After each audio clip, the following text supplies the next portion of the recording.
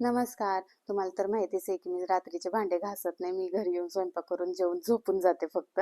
मग हे काल मी मसाला वगैरे बनवला होता वडापावसाठीचा.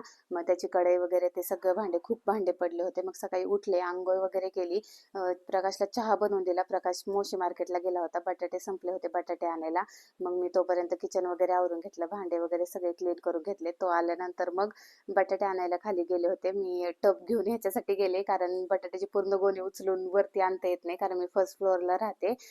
तर मग मी टबमध्ये भरून भरून ते बटाटे वरती टाकत असते. त्यानंतर बटाटे वगैरे सगळे काढून घेतले. आज त्यांनी प्रकाश तळेगावचा बटाटा घेऊन आला होता. वडापावसाठी तुम्ही मला खूप विचारता की कोणता बटाटा यूज केला पाहिजे वगैरे. तर वडापावसाठी इंदोरचा बटाटा बेस्ट आहे. पण इंदोरचा बटाटा सध्या स्टॉक आउट होत आहे. काही ठिकाणीच मिळतोय तो. मग ह्यावेळेस प्रकाश तळेगावचा बटाटा घेऊन आला होता. तळेगावचा बटाटा देखील वडापावसाठी छान आहे. पण आपण जो घरगुती वापरतो तो आग्र्याचा बटाटा असतो, म्हणजे महाराष्ट्रीयन बटाटा वगैरे. तर ते वडापावसाठी नाही यूज करता येत कारण तो थोडासा गोडसर असतो खायला आणि चिकट चिकट होतो तो शिजवल्यानंतर. त्यामुळे आपण तो बटाटा यूज नाही करत. बेस्ट बटाटा म्हणजे इंदोरचा बटाटा आपण वापरू शकतो.